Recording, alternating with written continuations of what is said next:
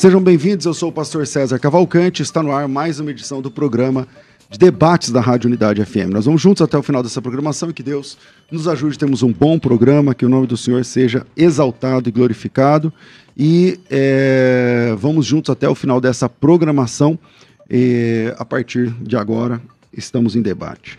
Para debater esse tema, estou recebendo aqui o Francisco, que ele é testemunho de Jeová há quase 40 anos, autodidata, já serviu como servo ministerial lá da Testemunho de Jeová, na cidade de Mauá, e está sempre com a gente aqui. Quando o assunto é Testemunho de Jeová, ele é o nosso convidado. Bem-vindo, Francisco, muito bom te receber mais uma vez, bom dia. Obrigado pela mais uma oportunidade de defender aquilo que a gente acredita, né? E um bom dia para o Joaquim também. Maravilha, maravilha. Joaquim de Andrade com a gente, apologista, diretor executivo do CREA, Centro Religioso de Estudos e Informações Apologéticas, está sempre com a gente aqui. Bem-vindo, pastor Joaquim de Andrade, muito bom te receber também, bom dia.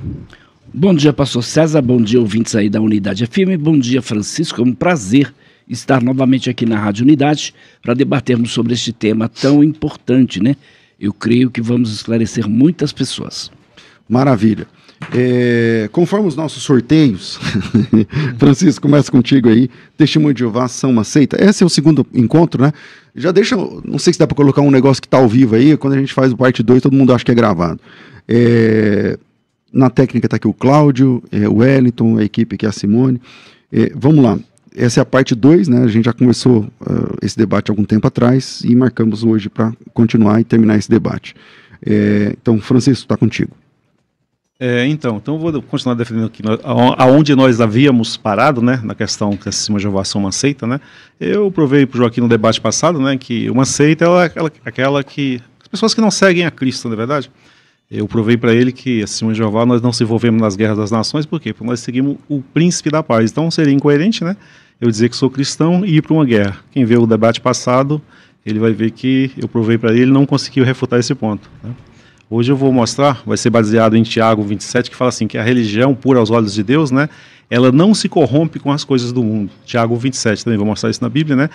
Existe mais algo corrompedor do que a pessoa se envolver em uma guerra, apoiar os nazistas na época da guerra de 1945, de 36 a 45, então isso é corrompedor. Então, dizer que é uma religião verdadeira, mas apoiou o Estado nazista, fica difícil de se harmonizar isso com a Bíblia, né. O Joaquim também ele nos acusou que a Testemunho de Jeová deixam, né, as pessoas morrer por falta da recusa das vacinas. Eu trouxe aqui comigo até um presente para ele, né? No passado. Sim. Até um presente para você depois ler. Recusa de vacinas. Inclusive aqui, ó, vou tirar daqui. Igreja Batista fez a mesma coisa. Então, você é acusado de uma coisa que você próprio fazia. Agora, por que acontecia isso? Era a eficácia da vacina. De fato, a Testemunho de Jeová pode ter falado isso, mas todos fizeram isso em algum momento do tempo. Por causa da eficácia, não tinha certeza e proibiram a vacina. A Testemunho de Jeová fizeram, sem dúvida nenhuma. Mas todos fizeram. Agora, seria injusto ou seria intelectualmente desonesto dizer que foi só a Testemunho de Jeová. Isso não é verdade. Aí fica para você dar uma lida. Tem o livro aí, eu tenho ele em inglês completo. Tá bom? Ok, pastor Joaquim de Andrade. Bom, vamos deixar bem claro que a denominação batista não proibiu ninguém de tomar vacina. Talvez aqui seja o caso de uma igreja, como está sendo mencionado aqui, ocorrer entre os Quakers na Inglaterra, entre os batistas na Suécia, com o argumento: se Deus decretou que alguém deve morrer de varíola, seria um pecado modificar o desejo de Deus pela vacinação. Bom, quero deixar bem claro que nenhuma igreja evangélica adotava uma carteirinha, como a Testemunho de Jeová usaram em 1931 até 1952, proibindo todo tipo de vacina. Então foi de 31 até 1952, proibindo todo tipo de vacina. Aí em 1967, proibiram transplantes de órgãos, que consideravam canibalismo. E aí, oficializaram em 45 a proibição da transfusão de sangue, e todas as Testemunhas de Jeová usam um cartãozinho dizendo: não aplique sangue. Se alguém aplicar sangue, ele vai ser desassociado, desligado. E ser desligado desta organização religiosa equivale aí a ter uma lepra. Lembrando que no passado, qualquer pessoa que tomasse a vacina também era desligado desta organização religiosa. Eu creio que ninguém foi excluído de uma igreja batista que proibiu a vacina porque a pessoa tomou vacina.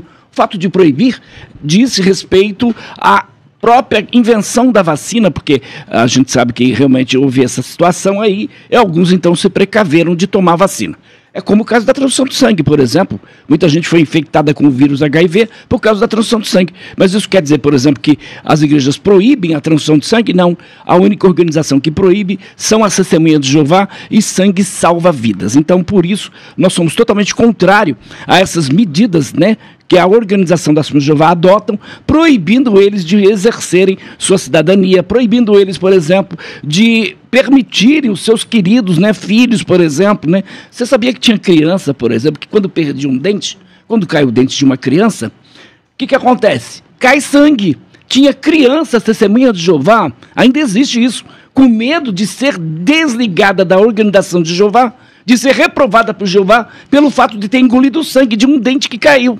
Então, veja, a paranoia é tão grande dentro da Testemunhas de Jeová com relação a essa questão medicinal. Existem outras questões, a gente vai afirmar aqui por que essa organização, porque essa Testemunhas de Jeová pertence a uma seita. Então, vamos definir o que é seita, vamos aqui esclarecer muito bem essa questão. Ok, volta aí. Ele tocou aqui no assunto do sangue, Francisco. De fato é assim entre as Testemunhas de Jeová? Não, não é verdade, Joaquim está falando. Então, a Testemunhas de Jeová, ela procura o tratamento melhor. Eu pedi para o produtor mostrar um vídeo, aí cita o Supremo Tribunal, isso foi recente que aconteceu, né? Supremo Tribunal Federal, onde ele cita a Organização Mundial da Saúde, dizendo que o tratamento sem sangue é melhor, entendeu? Então a Testemunhas de Jeová não deixa morrer por falta de sangue, porque existe um tratamento melhor. Pena que não deu... Todos os casos são assim?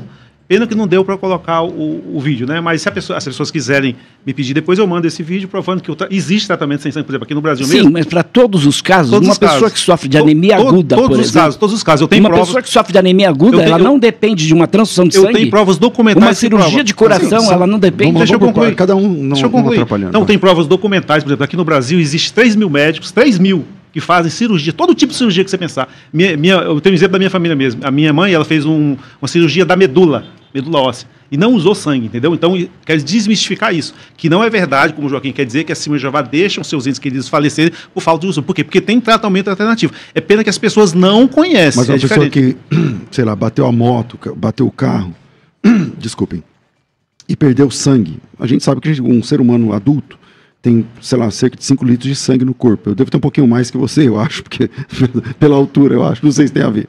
Mas, se eu perder, por exemplo, num acidente, 1,5 litro de sangue, alguma coisa assim, obviamente eu vou precisar tomar sangue, né, para viver. Num caso como esse, eu não estou dizendo numa cirurgia onde a pessoa vai previamente e dá para preparar o centro cirúrgico nesse sentido e tal. Pode ser, com o avanço da ciência, pode ser possível mesmo. Eu não tenho noção disso. Você está dizendo que é possível, ok, eu acredito. Mas num caso, uma pessoa que perdeu tantos litros de sangue, ela precisa, ou ela toma o sangue, ou ela morre. Como que faz? Então vamos lá.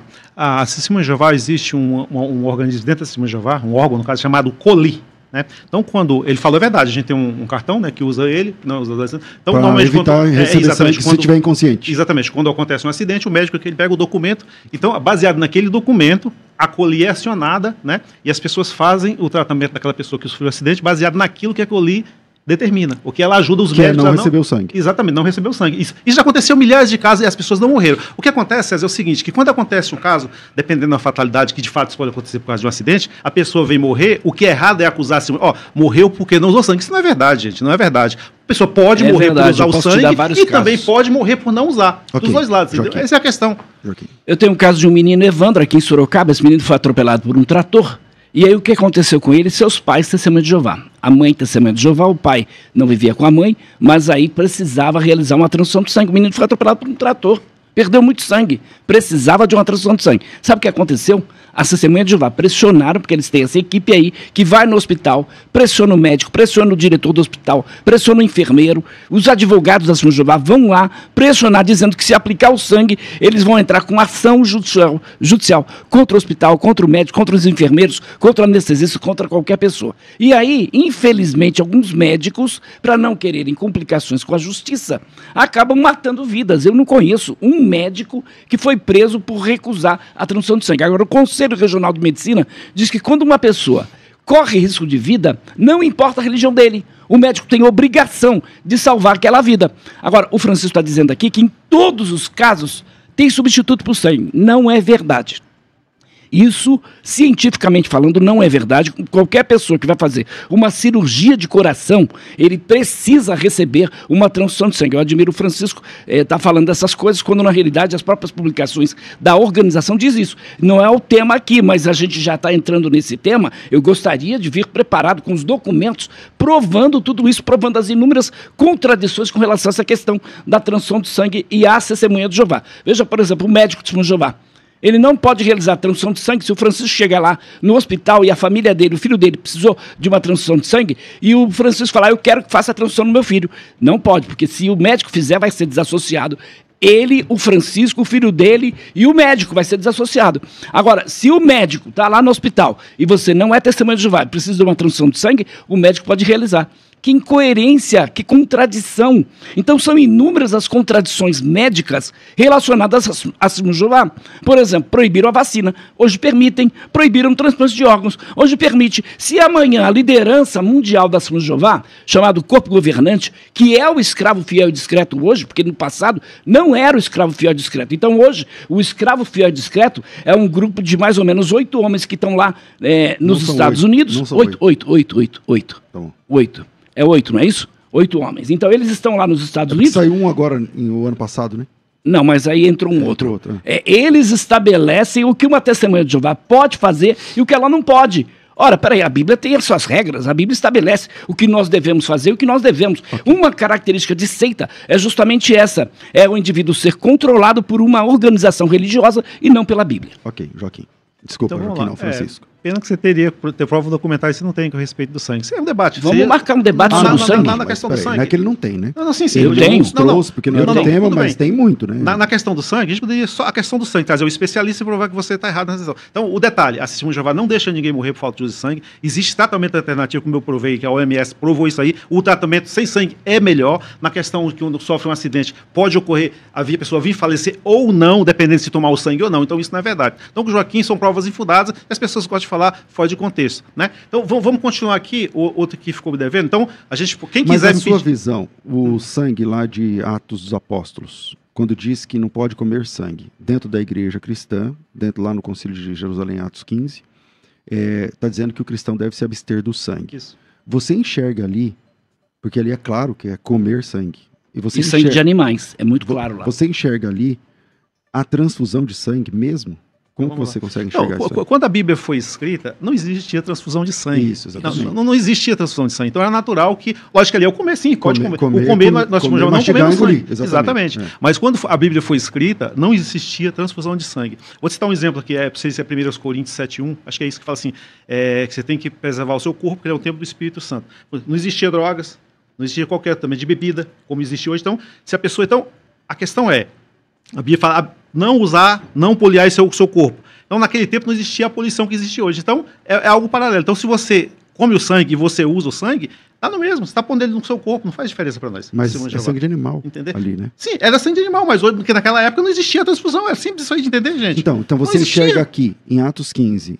a transfusão de sangue? A transfusão de sangue, porque não existia sangue, não faz diferença você pôr o sangue de animal ou o sangue humano, na pessoa vai pro corpo a mesma coisa. Mas lá não está falando de alimento, Francisco? Sim, o alimento é o principal, mas eu já te falei, na época não existia a questão do sangue, não vai falar transfusão de sangue, não existia na época, gente, é uma coisa clara isso aí. Tá falando de sangue, abster de sangue. Aqui foi um exemplo, no final lá fala assim, abstenhais de fornicação também, não fala lá no texto? Isso. Não, agora quer dizer isso que eu não tenho relações sexuais, quer dizer que eu posso ver pornografia? Não. A Bíblia não fala de pornografia em todos os sentidos. Não fala, em todos os sentidos eu tenho que me abster da pornografia. Não pode ter relações que é a fornicação. A mesma sentido o sangue. Se eu não como, eu não uso o sangue. Simples assim. Okay, eu queria propor, César, um debate só sobre a questão da transfusão de sangue. Porque aí eu vou trazer todos os documentos para provar que o Francisco está equivocado se o Francisco com relação à própria organização. Eu gostaria dele. muito. A gente pode pôr para frente isso aí. Pode mesmo? Pode ser. Então okay, pronto, vamos em frente. Mas eu só queria esclarecer aos nossos telespectadores aqui um erro que eu cometi. E não foi falta de conhecimento, não. Eu só citei errado. Quando eu falei 9 bilhões de pessoas, está errado. O número de testemunhos de Jeová hoje é quase 9 milhões de pessoas. E não bilhões. Então as pessoas me criticaram muito. As pessoas me criticaram muito por causa disso no comentário lá do debate, mas eu só queria esclarecer isso. Agora, a gente sabe muito bem que as características da testemunha de Jeová, interessante, ele falou aí sobre ainda aquela questão, eu vou provar da próxima vez que debatemos sobre o sangue, que o próprio Charles Taze Russell entendeu que não havia essa proibição de transfusão de sangue. O próprio fundador da Testemunha de Jeová não tinha nenhum problema com relação a isso. Então, as Testemunhas de Jeová são considerados uma seita. Por quê? Porque para eles, Jesus é o arcanjo Miguel, Jesus foi a primeira criação de Jeová Deus, Jesus não pode ser adorado, Jesus não é Deus, mas sim um Deus. Então, por outro lado, a gente sabe que para as Testemunhas de Jeová, Jesus não pode ser adorado, não ressuscitou com corpo físico, mas como um ser espiritual. Ainda as Testemunhas de Jeová dizem que a segunda vinda de Cristo já ocorreu invisivelmente em 1914, que houve uma ressurreição espiritual em 1918. Ainda as Testemunhas de Jeová dizem que o Espírito Santo não é uma pessoa, ele é apenas uma energia, uma força ativa. Então nega uma doutrina que todos os cristãos defendem, que é a doutrina da Trindade. Então negam a Trindade, acreditando que essa doutrina é de origem satânica. Para eles, apenas 144 mil pessoas vão para o céu, os demais vão viver para sempre o paraíso na terra. Então os humanos não têm uma alma eterna, imortal, e aí vai, não existe inferno de fogo. Veja, são todas estas características de uma seita. Ok. Vamos lá, Francisco. Então foi o seguinte, Joaquim, vamos fazer um debate. Nesse livro aqui, a gente abrange todos esses pontos aí. Não dá tempo de te responder. É muita coisa que você falou. Você está igual a metralhadora, vários pontos como eu responder tudo. Então, eu te convido. Você, o Ezequiel Soares, para a gente fazer. Você falou que foi escritor do livro, a gente faz uma próxima vez. Todos esses pontos que você citou, né? Agora vamos na questão aqui que você falou que é uma seita, já até viu o César falar, você não vai negar isso, que essa Testemunha de Jeová, uma seita, ela diminui, já que ele tocou no ponto, a divindade de Cristo, não é isso? Claro, né? Exatamente. Certo. Então vamos ver o que a Bíblia diz sobre a divindade de Cristo. A própria Bíblia está falando se foi nós que diminuímos a divindade de Cristo ou a divindade de Cristo não é igual a do Já Pai. é diminuída, né? Ou exato. já é diminuída na Bíblia. Exatamente. Eu convido os amigos que estiverem acompanhando as escrituras aqui. Só lembrando, como você me colocou no meio do assunto, você já acredita que a divindade de Cristo é diminuída, certo? Não, vamos ver o que ele falou. Não, é assim que você crê, né? Que Sim, é diminuída, né? Sim, Okay. vamos então, provar na Bíblia. Certo. Eu disse assim, as TJs entendem a divindade de Jesus de forma diminuída. Você está confirmando, então tá tudo certo. Vamos lá. Não regra. E vou provar, mas o importante é provar, não é verdade? Isso, exatamente. Vamos lá. João 8. Pode abrir a Bíblia aí, João. 8:28 diz o seguinte. Disseram-lhe, pois, quando levantares o Filho do Homem, então conhecereis que eu sou aqui que falo. Não faço nada por mim mesmo, mas falo como o Pai me ensinou. Percebeu? Se a gente for no verso 38, porque aqui alguém vai dizer, não, mas aqui ele está na questão da união hipostática, né? Ele estava falando da sua natureza humana, não é verdade. Quando a gente vai no contexto aqui, 8:38, fala assim, eu falo das coisas que vi junto do meu Pai. Olha, então, esse ensino foi quando ele estava no céu. Eu te pergunto, pro Joaquim, já que uma seita diminui a divindade de Cristo, o Deus, o Pai, precisa aprender algo de alguém? Me responde aí. Jesus aprendeu. O Pai o ensinou quando ele estava no céu. Explica isso aí para nós, então. Vamos lá. Muito bem. Dentro desse conceito, nós temos o texto do próprio Isaías, 43:10, verso de número 11, que diz que Deus é eterno. Então, se Deus é eterno, Jesus também é eterno. E é interessante porque o texto de João 8 é muito claro. João 8:58, o próprio Jesus vai dizer o seguinte. João 8:58, Jesus disse, digo-vos em toda a verdade, antes de Abraão vir a existência, eu tenho sido. Aí os judeus apanharam assim pedras para lhe atirarem, mas Jesus escondeu e saiu do templo. Outras ocasiões, quando Jesus disse, antes que Abraão existisse eu sou, os judeus entenderam que ele estava se identificando com o Jeová do Antigo Testamento, de Êxodo capítulo 3, verso de número 14. Então a Bíblia é muito clara, Deus é eterno. A Bíblia é muito clara, porque para a Testemunha de Jeová, Jesus é um Deus. Você concorda com isso? Jesus é um Deus? Sim. Concordo. É um Deus, então. Para você é um Deus. Verdadeiro ou falso? Verdadeiro. Verdadeiro. Então você crê em dois deuses verdadeiros? Sim, Jesus é verdadeiro, ele não é falso. Ah, então dois deuses. Sabe o que é isso, Francisco? Ele não é o Deus das nações. Francisco, sabe o que é isso, Francisco? Não, a pergunta dele é, você crê em dois deuses verdadeiros? Crê. Sim, Jesus é verdadeiro, sim. Então ele não é igual ao Pai. deuses. A diferença dele é que ele não é igual ao Pai. Isso é politeísmo, né? Em outras palavras. E quem crê em três? Politeísmo. E quem crê em nós três? não cremos em três, nós cremos num Deus que subsiste em três pessoas. Não, mas o credo de Atanás então, diz. o cristianismo Eu não vou te atrapalhar. Deus é um ser, o credo de Atanás diz isso. Deus é um ser que subsiste em três pessoas: Pai, Filho e Espírito Santo. Três pessoas distintas, três pessoas conscientes, coiguais, coeternas, coexistentes. Então essas 3 pessoas, elas são iguais, mas não são uma pessoa só, são 3 pessoas. Okay, é isso que nós lá, defendemos. Francisco. Então vamos lá, você vê, olha gente, vocês estão vendo o debate. Eu citei aqui João 8, ele fugiu, ele nem foi no texto. Eu respondi. Não, você não respondeu. Eu perguntei como que alguém é igual e ensinou, e aprendeu. É João 5, é João 8, 28, assim como o Pai me ensinou. E o contexto, o verso 38 fala que eu falo das coisas que vi junto do meu Pai. Portanto, ele estava no céu, e no céu, antes de vir à terra, ele aprendeu de Deus. Né? Ele é o filho, ele é o filho de Deus. Deixa ele concluir, Joaquim. Vamos lá. Aí você foi Francisco, fica à vontade. Tá bom, aí você foi lá em João, onde ele foi? Ele foi em João 8, 58, que eu sou. Se você comparar o eu sou com o Êxodo 3,14, lá eu serei o que serei, não tem nada a ver uma coisa com a outra. A pergunta isso é a tradução do Novo Deixa Mundo. ele falar, Francisco, Joaquim, porque ele respeitou o seu tempo. Eu tenho 200 traduções que colocam eu serei o que serei, lá em Êxodo, certo? Então vamos lá.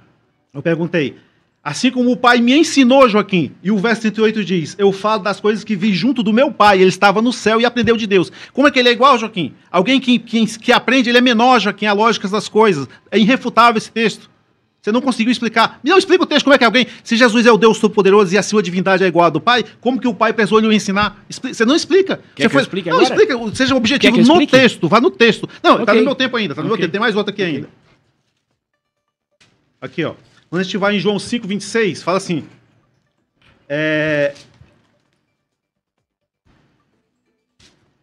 João 5, 26 diz o seguinte... Assim como o Pai tem vida em si mesmo, concedeu o Filho ter vida em si mesmo. Vida em si mesmo é imortalidade. Você pode pegar o dicionário de Strong, qualquer dicionário diz que essa expressão vida em si mesmo é imortalidade. A imortalidade de Deus é inerente ao ser. E Jesus recebeu, então, a imortalidade dele não é inerente. São 2 pontos que provam que a divindade de Jesus não é igual à do Pai. Explica como que um ser que sempre existiu precisou receber a imortalidade. Explica o texto, não vai outro, okay. Não. Quero que você esteja no texto. Joaquim. Ok, vamos lá então. É interessante porque essas testemunhas de Jeová, elas negam categoricamente a divindade de Jesus, não adoram Jesus. Jesus é um ser criado. Jesus, por sua vez, é o arcanjo Miguel, totalmente diferente do Jesus da Bíblia. Então, na sua pré-existência para os Jeová, Jesus era o arcanjo Miguel. E aí só ele tem natureza e poder de um ser angélico criado. A Sociedade de Torre de Vigia chega a essa conclusão com alguns textos. É interessante porque a Bíblia é muito clara. Jesus mesmo disse, tudo que o Pai tem, eu tenho. Quem vê a mim vê o Pai. Eu e o Pai somos um. Jesus mesmo disse, quem honra o Pai tem que honrar o Filho da mesma forma. Mostrando o quê? O que Jesus está fazendo com isso? Mostrando a sua igualdade com o Pai. Então, João, capítulo 1, verso de número 1. No princípio era o verbo estava com Deus e o verbo era Deus. João 1, 3. Tudo foi criado por ele, sem ele. Nada do que foi feito se fez. Então, mostrando que Jesus não é uma criatura, mostrando que Jesus é o Criador de todas as coisas. E é interessante porque quando Jesus ressuscitou, Tomé disse, se eu não ver o sinal dos cravos, eu não vou crer nele. E quando Tomé viu Jesus, Tomé disse, Senhor meu e Deus meu. Tomé reconheceu, como judeu que era, reconheceu que Jesus era Deus. E aí a gente tem Isaías 9,6, o menino nos nasceu, o filho se nos deu, o príncipe que virá estar sobre os seus ombros, será chamado de maravilhoso, conselheiro, Deus poderoso. Peraí, crê em 2 deuses poderosos? Não tem cabimento, isso é politeísmo. Nós cremos em um só Deus, que é Pai, Filho e Espírito Santo. Então, Isaías 9,6, João 8,58, Tito 2,13, João 5,18 e muitos outros textos bíblicos provam a divindade de Jesus. Se Jesus é Deus, e só existe um Deus verdadeiro, então o nosso querido Francisco vai ter que admitir que Jesus é um Deus falso. Ou então ele vai ter que admitir que Jesus é igual a Jeová, não a mesma pessoa, mas igual em poder, igual em autoridade. Quando ele diz aí, por exemplo, também essa questão de que o filho aprendeu com o pai, ora, isso aí não tem nada a ver. Isso não diminui a pessoa de Jesus Cristo. Por quê? Porque o próprio filho vai se sujeitar ao pai. Eu te pergunto, ele está sujeito ao pai hoje? Ele é e sempre será sujeito ao pai. Francisco. Então vamos lá, você viu, gente, eu citei um texto, eu citei 2 textos, ele fugiu dos 2 textos. Lógico que aqui que não vai ser um debate sobre a Trindade, eu não vou responder todos os textos que ele falou, porque a questão não é essa. Eu provei claramente, Você não quer responder os textos que ele falou, mas você reclama quando ele não responde o seu, né? Sim, mas eu citei 2, ele citou 10, não dá, né? Então vamos lá, eu citei, ó, o pai o ensinou, alguém que aprende é menor, então a divindade... Não, quem disse isso, Francisco? Não, deixa eu terminar, deixa eu concluir. A lógica das coisas, vamos pela lógica. Alguém você que aprende... ensina seu filho, você é maior do que ele? Lógico. Você é maior do que ele? Então, ou ele é igual a você? Não, deixa eu terminar. Responde isso, Eu não te Francisco. atrapalhei, Vamos lá, Joaquim. Francisco, tá eu com quero você. concluir. Você Eu não te tem razão. atrapalhei. Vamos lá. Aqui é claro, gente, vamos pela lógica da coisa, vocês estão vendo o debate. Alguém que aprende e aprendeu lá no céu, o verso é João 8, 28 e o 38. Eu falo das coisas que vi do meu pai. E fala que o pai o ensinou. João 5,26 fala que ele recebeu a imortalidade. São dois pontos irrefutáveis, que a divindade de Jesus não é igual ao do Pai. Então nós não rebaixamos a divindade de Jesus. Foi o próprio Jesus que na Bíblia está dizendo que ele não é igual. Simplesmente assim. Então não somos feitos porque não rebaixamos. Então você vai ter que discutir com Jesus. Ele fala que aprendeu de Deus, foi lá no céu. Então ele é menor. Não tem como, ele não é igual. Se você quiser fazer um debate sobre a Trindade para a gente ver sobre esses pontos, a gente faz. Mas a questão não é essa. Então, alguém que ensina, ele é menor. Alguém que recebe imortalidade, ele não tem imortalidade inerente ao ser. Só Deus tem. Jesus é imortal? Sem dúvida nenhuma, mas ele recebeu do Pai a imortalidade. Então, os dois não são iguais. Está bem claro isso aí. A divindade não é a mesma. Okay, Joaquim. Ponto final desse ponto. Ele mesmo disse, eu tenho o poder de dar a minha vida e tornar a tomá-la. Então, ele se entregou. A Bíblia diz que ele se entregou. Agora, você tem que entender, algumas passagens, Francisco, você faz uma confusão muito grande. Por exemplo, na sua casa, a Bíblia diz que você é o cabeça. Você é maior que a sua esposa? Você é maior que a sua esposa? Como humano, não, né? Não, são iguais. Isso, Jesus, quando ele diz o pai é maior do que eu, está mostrando que ele é inferior ao pai? Eu não citei esse texto. Ele é inferior ao pai? Não, eu sei, eu estou citando para você. Então não mostra que ele é inferior ao pai. Porque ele disse, tudo que o pai tem, eu tenho. O pai tem divindade? Tem. Então Jesus tem também. Mas não ele igual. Diz, quem vê... Ué, peraí. Tudo que o pai tem, eu tenho. Quem vê a mim, vê o pai. Eu e o pai somos um. Ele disse muito claro, quem honra o pai tem que honrar o filho. Da mesma forma, ele não está mostrando aí a sua igualdade com o pai, Francisco? Um em união. O texto mais furado, não é mais só fraco. isso, Bom. não é só isso, Francisco. Se é na divindade, ele não poderia ter aprendido. Claro, não, tudo bem, pode concluir textos. sua fala, vai. Então a gente mostra o quê? Jesus é o criador de todas as coisas. Tanto é que se você pegar a tradução do Novo Mundo, o que ela faz? Ela simplesmente acrescenta 4 vezes a palavra outras aqui para dizer que Jesus foi criado. Isso não consta em nenhum manuscrito do grego, nenhum manuscrito consta aqui no texto de Colossenses capítulo 2, versos de número 16 e 17. Mas a tradução do Novo Mundo coloca aqui, infelizmente, acrescenta para quê? Para dizer que Jesus foi criado. Olha lá, 1,17. Também ele já existia antes de todas as outras coisas. Olha lá. E ele é a cabeça do corpo da congregação, pois por meio dele foram criadas todas as outras coisas. Se eu pegar essa tradução e essa outra tradução do Novo Mundo, está diferente. Aqui está entre colchetes, aqui não. Eles já colocaram direto. A palavra outras não aparece em nenhum texto. Por que eles colocaram 4 vezes a palavra outras aqui? Para dizer que Jesus foi criado. Para negar a divindade de Jesus. Para rebaixar a pessoa de Jesus a uma criatura, Francisco. Então você não quer enxergar isso? A própria sociedade está sendo desonesta com o texto aqui original da Bíblia. Okay, essa Bíblia foi criada com um propósito, negar Jesus. Eu volto aqui com o Francisco. Vamos lá, Francisco. Então vamos lá, agradecendo a oportunidade. Então faz o seguinte, ó. Eu ia chamar o Ezequias Soares, mas pode ser o Joaquim mesmo, que ele falou que é coautor desse livro aqui. Não, mas ele não é coautor. Eu não disse que eu sou coautor, eu disse que eu auxiliei o pastor Ezequias na pesquisa desse livro. Participou na pesquisa, tá tudo no mesmo esquema. Então vamos lá. Então, gente, a questão, eu poderia responder todos os textos que for, mas a questão aqui não é a Trindade, certo? Então não dá pra gente continuar na questão. Não, eu não estou dizendo que a questão é a Trindade. Vocês levantaram, né? Então você quer falar sobre Trindade no dia de marca e sobre transfusão de sangue também. Voltamos aqui. Então vamos lá, vamos continuar. Uma vez eu fiz um debate com o Joaquim no podcast, tá com muito tempo, foi esse ano ainda, no começo do ano, foi, Joaquim, tá lembrado? Uhum. Aí você citou, eu quero dizer o seguinte, que as pessoas, eles citam a organização fora de contexto, citam pessoas da organização e não falaram aquilo que ele quis dizer. Vou citar um exemplo aqui. Eu acho que você vai reafirmar o que você falou pra gente lá.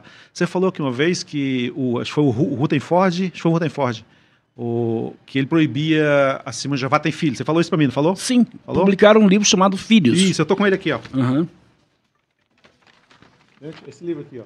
A capa escura, mas não dá pra ver. Eu tô com ele Elas aqui, foram proibidas ou não? Eu vou responder dentro do livro. Acho Então que você não leu o livro. Ó, vamos lá. Vamos lá. Ele não leu o livro e ele distorce aquilo que a gente falou. Vamos lá. Ele torce. Fala assim, ó. Na página 312. Homens e mulheres, ambos Jonadabes ou outras ovelhas do Senhor, devem agora casar antes do Armagedon e ter filhos? Ele fez uma pergunta. Elas podem escolher fazê-lo, mas aconselhamos... Não, pode escolher fazê-los. Mas aconselhamos... Mas aconselhamos, sim. Continua. Mas aconselhamos o quê? Se você tem filhos, Se viesse o Armagedon... Continua a leitura aí, por favor. Não, vou terminar falando assim, ó. Em outras palavras, cada um, individualmente, testado individualmente. Então, quer dizer, em outras palavras, deve escolher individualmente ser testado. Ou seja, quando estava próximo ao final, ou quando estiver próximo a grande... Vou citar como exemplo a grande tribulação, né? Eu tenho só o meu filho Natan. Se eu não tiver muitos filhos, vai ser mais fácil de eu ser testado e sobreviver a isso. Entendeu? É isso que o livro está dizendo, entendeu? Ficava na escolha, não que proibiu. E o Joaquim de Andrade, ele vai nas igrejas, ele dá palestra dizendo que nós fizemos isso. Você percebeu? Os betelitas podem ter filhos? Responde para nós. As pessoas que estão lá, mais de 1.000 pessoas trabalhando em Betel, podem ter filhos? A questão não é essa. Podem ou não? Você falou para mim, podem ter você filhos acabou ou de não? afirmar, Responda. Elas podem escolher fazê-lo. As pessoas que trabalham em Betel podem ter filhos? Se quiser sair de Betel para ter filho, pode lá fazer. Lá dentro elas podem ter filhos? O problema lá é trabalhar. Lá dentro elas podem ter filhos? Não podem, porque é trabalhar para o reino. Agora que proibir ter filhos não é verdade, Joaquim. Você não leu.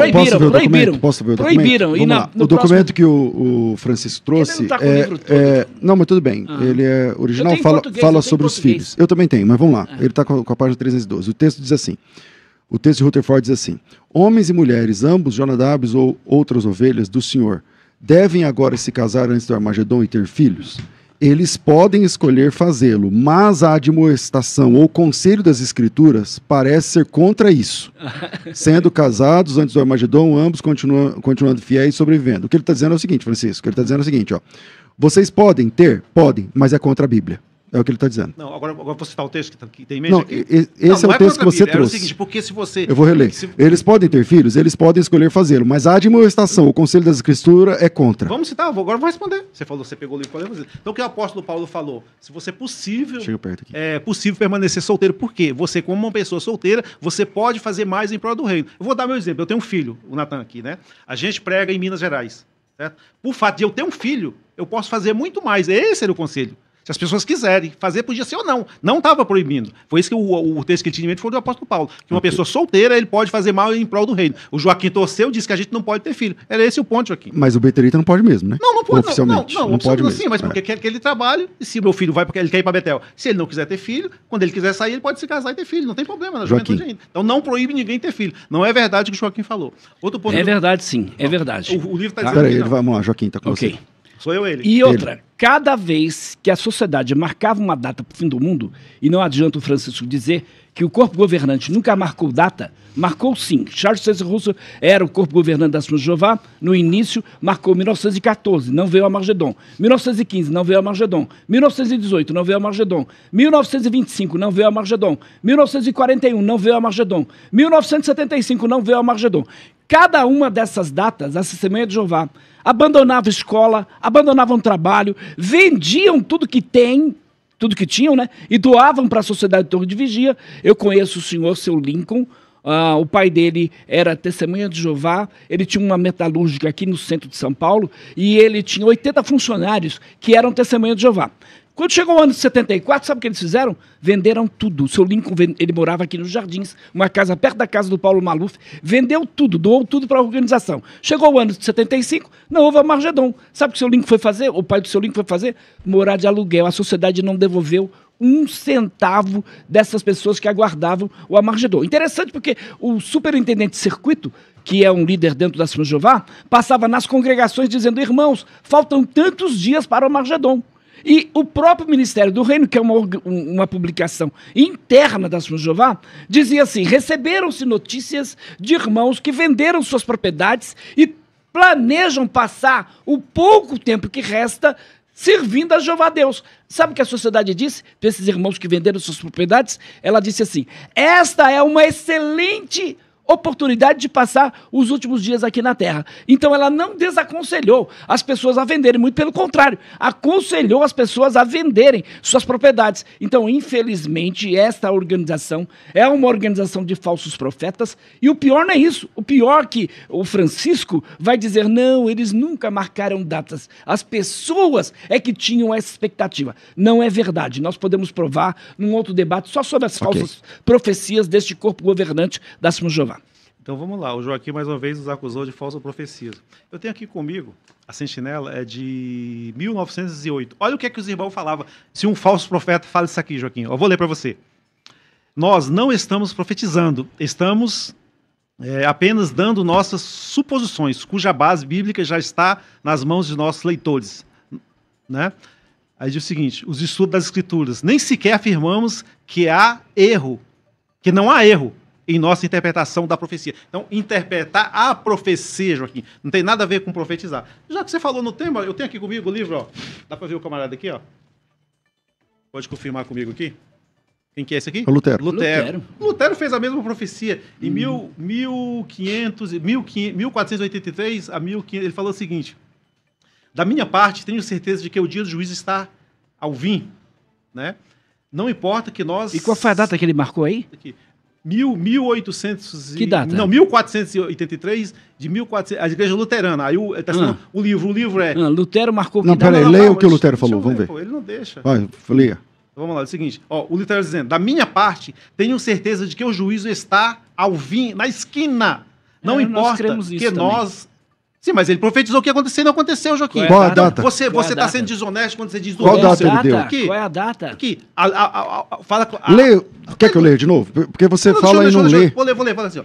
Da minha parte, tenho certeza de que o dia do juízo está ainda na esquina. Então ele profetizou que isso iria ocorrer. Mas entendeu? Vai ocorrer mesmo. A vinda tá próxima. Mas não vai ocorrer? Você também não crê que vai ocorrer? Foi o mesmo que a Simão Jeová fizeram. Não, calma aí. Mas ele não marcou a data, né? Não. marcaram data. Pera, só um minutinho. Ô, Francisco. Você quer reformular? Porque assim, parece que você está dizendo que o Martinho Lutero marcou uma data para o juízo. Todos os luteranos esperaram essa data. Só que isso não é o fato. Eu não conheço isso na história. Você quer reformular? Não, ele está dizendo isso mesmo. Então qual foi a data que ele marcou? Agora vamos para a Igreja Batista do Peraí, qual foi a data que o Martinho Lutero marcou? O livro diz...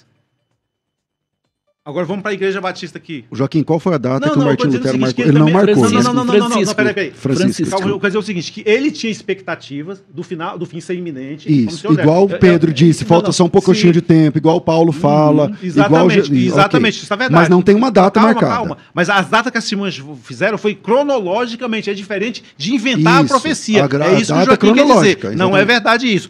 Agora vamos lá, a própria Igreja Batista, aqui em outro livro, ó, ela falava, as Escrituras ensinam que, falando sobre o anticristo, esse homem, ele vai vir antes que Israel seja empossado na Terra Prometida. Aqui o livro, Igreja Batista. E qual que é a data marcada? Não, falou que vai acontecer. Mas isso é bíblico. Não. Isso é bíblico, vai acontecer mesmo. Que ano? Quando foi que os judeus foram estabelecidos na Palestina? Que ano? Foi 48? Então, releia o que eles estão dizendo. Aqui, ó. Não, tô falando só da Igreja Batista. Releia o que eles estão dizendo. Vamos lá. As Escrituras ensinam que este homem, o anticristo, será o principal fator para trazer os judeus de volta como conjunto à sua própria terra. Ele será o poder trazer eles através do ensinamento nacionalista dos judeus triunfará. Então, o que a igreja está dizendo? Eu tenho um livro em inglês, eu estou resumindo aqui. É que assim, ó, tem diferença entre você marcar uma data como as TJs fazem. Não, cronologicamente. Cronologia. Isso. Sim, mas o que eu li na revista aqui? Que podem ter o quê? Erros. Profetas dizem que pode ter erro naquilo que ele marcaram? Não, nenhum profeta pode errar. Se ele falar, tal dia vai acontecer tal coisa, tem que acontecer. Porque se ele não fizer, o falso profeta no Velho Testamento era apedrejado. Mas era apedrejado. De cronologia. Agora, a organização da Testemunha de Jeová marcou 1914, 1915, 1918, 1925, 1941, 1975. Houve uma grande expectativa com relação ao ano 2000 e parece-me, eu não tenho certeza ainda, vou pesquisar melhor, 2034 é uma próxima data. Isso aí a gente pode não foi falando nada, é outra distorção que você vai fazer. Então, parece-me. Vou repetir. Não há erro, olha o que eu vou ler, o que estão querendo torcer o que eu estou falando, ó. Nós não estamos profetizando. Tá bem claro, a sentinela de 1908. Tá aqui, nós não estamos... Deixa eu terminar, Joaquim, deixa eu ler, poxa. Nós não estamos profetizando, estamos apenas dando nossas suposições, cuja base bíblica já está nas mãos de nossos leitores, nos 6 volumes das Escrituras, certo? Aí diz o seguinte: nem sequer afirmamos que não há erro em nossa interpretação da profecia. Então, o que a Testemunha de Jeová falaram foi interpretar a profecia. Então, você está dizendo que interpretaram errado. Exatamente, isso é verdade. Não. Mas vocês não acreditam que em 1914 Jesus voltou mesmo? Sim. Então, interpretaram errado ou em está sentido certo? espiritual, sim, entendemos o que aconteceu realmente. Então é uma data, né? Sim. Mas você entendeu o que eu estou falando? Não inventamos a profecia. É isso que o Joaquim quer dizer. Inventaram, eu vou provar aqui. Agora a sentinela está dizendo Joaquim, o Francisco falou, fala, Joaquim. Eu vou provar aqui, olha lá. A batalha do grande dia do Deus Todo-Poderoso, que terminará em 1914. com a derrubada completa do alto ao governo da terra, já começou. O tempo está próximo, 1886, página 101. Isso, 1914. A batalha do grande dia do Deus Todo-Poderoso, que terminará em 1914. Está aqui uma data fixa. 1915. A batalha do grande dia do Deus Todo-Poderoso, que terminará em 1915, com a derrubada completa do atual governo. 1918. Além disso, no ano de 1918, quando Deus destruir as igrejas por atacado e os membros das igrejas aos milhões, será que qualquer um que escapar virá às obras do pastor Rússio para aprender o significado da queda do cristianismo? 1918, 1925. Marcará a ressurreição dos fiéis dignos do passado com a base nas promessas estabelecidas na palavra de Deus. Devemos chegar à conclusão positiva e indiscutível de que milhões de pessoas que agora vivem jamais morrerão. Milhões que agora vivem, página 97, de 1920. Aí vem a década de 40, que foi outra data que eles marcaram para o Armagedon. Portanto, parece que não está nenhuma instrução razoável bíblica para trazer crianças ao mundo imediatamente antes do Armagedon, onde estamos agora. Aí foi onde proibiram filhos, que eu falei aqui. 75. Há relatos de irmãos vendendo suas casas e propriedades e planejando passar o resto dos seus dias neste antigo sistema de serviço de pioneiro. Certamente esta é uma ótima maneira de passar o curto tempo que resta antes do fim do mundo perverso. Ok. Está aqui, Ministério do Reino, maio de 1974, Francisco. página 3. Ok. Sim, isso é verdade. Era a expectativa. Quem que marcou tinha mesmo. essas datas, Exatamente. Francisco? Seja mas sincero. cronologicamente. Seja Mas, sincero. então vou Quem repetir mais uma vez. marcou Então, os essas irmãos datas? fizeram isso sim.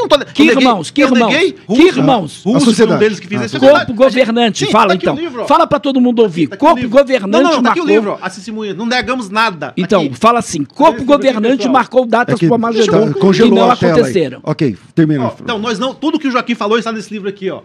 Testemunhas de Jeová, proclamadores do reino. Não negamos nada, não negamos. Então, uma das coisas que nós tivéssemos Peraí, era... então vocês assumem que vocês marcaram datas da volta de Jesus? Sim, na cronologia, não a profecia. Não, peraí. Peraí, qual a na diferença? profecia. Sim, por exemplo, Se você falar assim, ó, profetizaram, por exemplo, eles calma aí, profetizaram. calma Deixa eu aí. concluir, Se eu disser assim, ó, Jesus vai voltar dia 15 de outubro de não sei qual dia, qual a diferença? Vamos lá, deixa eu concluir aqui. A cronologia eles erraram, mas a profecia estava em andamento. Então nós não profetizamos isso. Aqui, eu vou ler de novo. Aqui, Joaquim, ó. Não estamos profetizando, Joaquim, Não. assistindo em 1908, cara. Tá, mas bem vai claro, cá, está César. profetizando ou não? Não, que isso iria ocorrer, entendeu? Aí o que quiser, fizeram cálculos na cronologia a partir de 607 antes da Era Comum e erraram.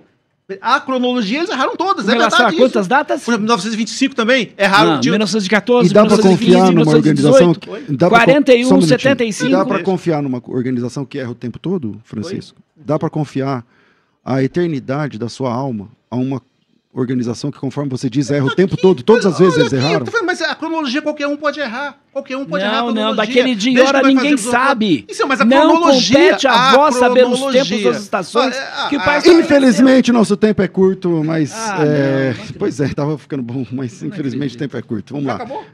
Tá, Francisco, obrigado pela sua participação e a gente vai rever aqui a data da transfusão de sangue da Trindade e talvez Das até falsas- das das profecias. profecias. É. São 3 aí, profecias. Bem-vindo sempre aqui, Francisco.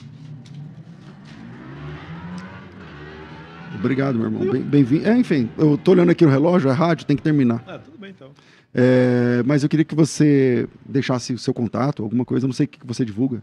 Não, quando o pessoal alguns entraram em contato comigo, foi através do telefone, né? 97357-6525. Então é muito complicado. 97357-6525. Então, 6525. Ok. Exatamente. Então, se você quiser esses documentos, você manda pelo... Mando todos. A ideia, 97357-6525. exatamente. A ideia é isso mesmo. Para provar, pessoal, eu posso concluir então? Por favor. Para concluir?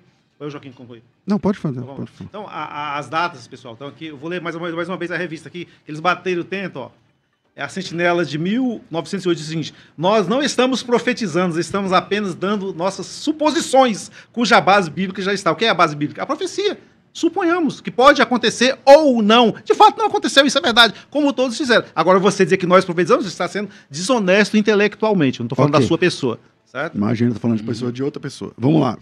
Joaquim, bem-vindo sempre aqui. Bom, César, é muito claro aqui quando a gente olha as escrituras porque o maior inimigo das seitas não é o pastor Joaquim de Andrade, tá?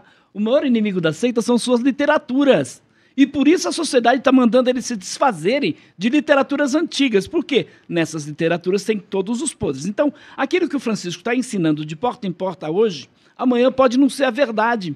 Amanhã pode ser mentira. Então, esta organização, por isso eu digo a você que está nos assistindo agora, se apegue à Bíblia. Francisco, se apegue à Bíblia. Todas as testemunhas de Jeová que estão nos assistindo agora, creia apenas na Bíblia. A Bíblia é a única regra de fé e prática para todos os cristãos do mundo inteiro. Nós não somos seguidores de Lutero, de Calvino, de Zwingli, de quem quer que seja. Nós seguimos Jesus Cristo, seguimos a Bíblia. Isso é o cristianismo. Qualquer coisa que fugir disso, estão seguindo uma organização religiosa, humana, é uma seita. É uma seita porque nega doutrinas essenciais da fé cristã. Agora, as Testemunhas de Jeová são pessoas boas, não negamos isso. Só que estão equivocadas, estão sendo enganadas por um grupo de 8 homens em Brooklyn, Nova York, chamado Corpo Governante. Eu quero aproveitar aqui, César, recomendar este livro, que é Controvérsias, Modismos e Heresias que Ameaçam a Igreja Brasileira. Esse é o meu livro, se você quiser adquirir, entre em contato comigo por intermédio do WhatsApp,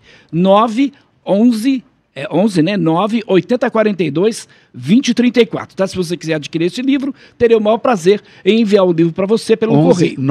8042-2034. 8042-2034 é o telefone do Joaquim de Andrade, 98042-2034. Ele disse que a organização não se intitula Profeta de Deus. Também dá um debate. Eu posso provar que essa organização se intitula um profeta de Deus, que recebe, inclusive, orientação angelical, como a senhora Ellen White, dos Adventistas, recebia lá do seu anjo assistente.